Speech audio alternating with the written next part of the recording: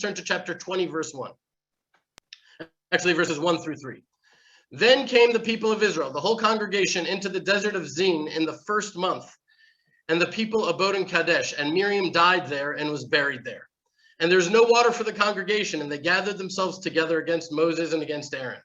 And the people quarreled with Moses and spoke, saying, would God that we had died when our brothers died before the Lord? Meaning they wished that they were dead, that they died before. So I don't know if you had the same thought when reading this, but I was like, it's just such an impulsive, like a natural thought. Oh, no, not again. Are you complaining again? You're complaining again? When are they going to learn that that's just not a good idea? But whenever I have that thought, I try to work on reserving judgment, right? They were just in such a different reality that it's impossible to understand. Plus, if you've ever really felt true thirst, like real thirst, like you're dying thirst, they were dying. That's what it was. And by the way, we learned from the immediate lack of water following Miriam's death that it was in her merit that the nation had the miraculous well of water all of these years. After all, that was her name, right? Miriam, Maryam. It means bitter waters. And by the way, we actually don't see Hashem enraged this time with their complaints. Right, there were differences between these complaints and past ones. That they weren't complaining about luxuries like meat or quail, right? Water is like just a need, and they weren't saying that they wanted to go back to Egypt. They were simply saying that they could have taken a better route that had water. At least that's what the sages say was the gist of their complaint, and it's understandable. And so it goes straight into the next verse. So Hashem tells Moshe and Aaron, Numbers 20, verse 8. Take the rod and gather the assembly together, you and Aaron your brother, and speak to the rock before their eyes, and it shall give forth his water. And you shall bring forth to them water out of the rock. So you shall give the congregation and their beasts drink.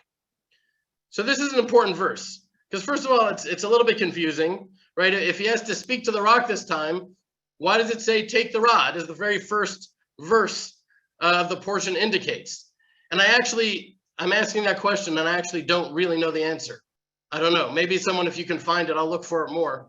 But that's a good question. Why did it say take the rod? And then he used the rod to strike the rock, and he's punished for that. Nonetheless, it's very clear. Hashem wanted Moshe to speak to the rock. And by the way, the sages teach that it says Hasela, the rock, to teach that this rock was the rock that provided water for Hagar to sustain her. Right when her and Ishmael were in the desert, it's the very same rock Moshe hit 40 years before when he was told to hit the rock, and the same rock from which water had been flowing like a well throughout their desert journey until the moment Miriam died. And all Moshe had to do was talk to it. But what happens? Let's look. Numbers 20, verses 9 through 12. Let's look inside.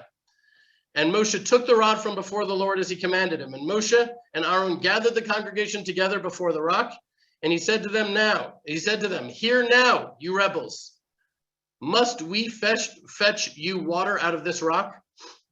And Moses lifted up his hand, and with his rod he struck the rock twice, and the water came out abundantly, and the congregation drank, and their beasts also.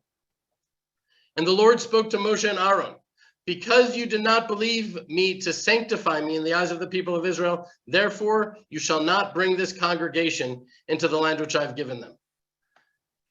Okay, so now hidden within these verses is the reason that Moshe and Aaron could not enter the land of Israel, right? And there are volumes written about these verses that are just trying to make sense of it all.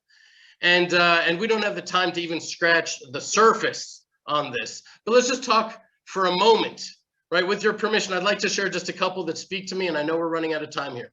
But within verse 10, there are two potential insights, right? Now let's read inside again, right? And Moses and Aaron gathered the congregation together before the rock, and he said to them, hear now, you rebels, must we fetch you water out of this rock?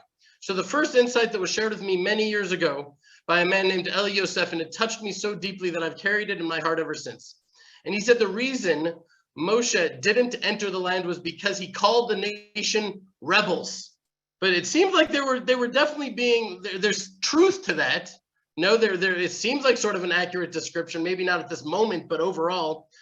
So anyway, so Friday, this past Friday, leading up to Shabbat, Dvash was all over baby Shiloh. And despite our warnings to calm down, she got carried away and she gave him a little hit on the head and he started to cry. Now, did I pick her up and say, bad girl, you're a bad girl? Never. I would, even just saying those words hurts my heart right now. Even just talking about Dvash makes me want to like just run upstairs and get her and show her to you because I miss her so much. But we're not going to talk about, this isn't about Dvash. We're not going to talk about Dvash right now. But if anything, I said to her something like, Dvash, it's a bad thing to hit Shiloh and you're such a sweet, good girl. That's not what good girls do and you're a good girl, right? But for that moment, Moshe Rabbeinu in his anger, which by the way is the reason Maimonides gives as to why he was not able to enter the land, because he got angry, which severely compromised his judgment and his thinking, as it does to all of us. Anyways, in his anger, he was confused, and he confused the behavior of the nation with their essence. He didn't say they were acting rebellious. He said they were rebels.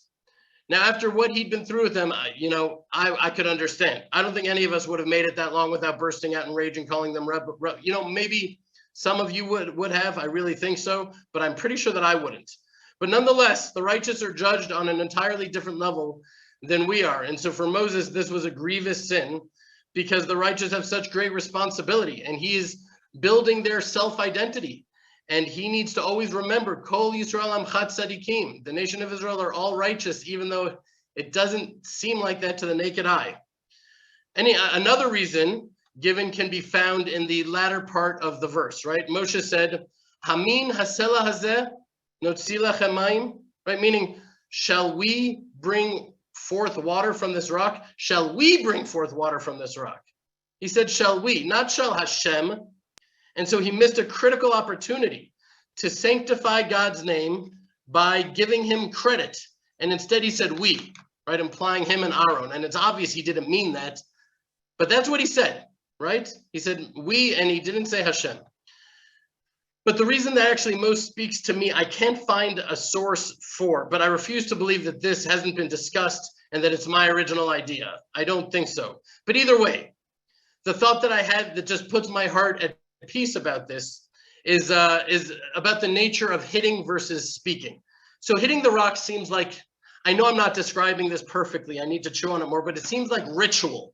You know what I mean by that? Like, it reminds me of like the mixture of the red heifer, of the ingredients of a sacrifice. It has that same feeling of instructions to pacify a deity with a series of ingredients or actions which we really don't understand. But when we speak, right, when we speak, it's from our hearts, right? If Moshe had spoken to the rock as commanded, it would have been a very important sanctification of God's name, in that it shows that Hashem listens to our speech. It demonstrates that he's attentive to our words, which is what the land of Israel is all about, right? This is the land of prayer. And yes, we are immersed here in this worldly things and agriculture and government and wars and army, but ultimately, great success or abject failure comes down to prayer. And this was the time for the nation to learn that. And the Moshe didn't demonstrate to them that Israel is the land of prayer. Also demonstrated that perhaps Moshe wasn't ready to really enter the land. I could be wrong about that. I don't know, but at the very least, the spirit of this idea really spoke to me. I don't know, does it make sense to you guys?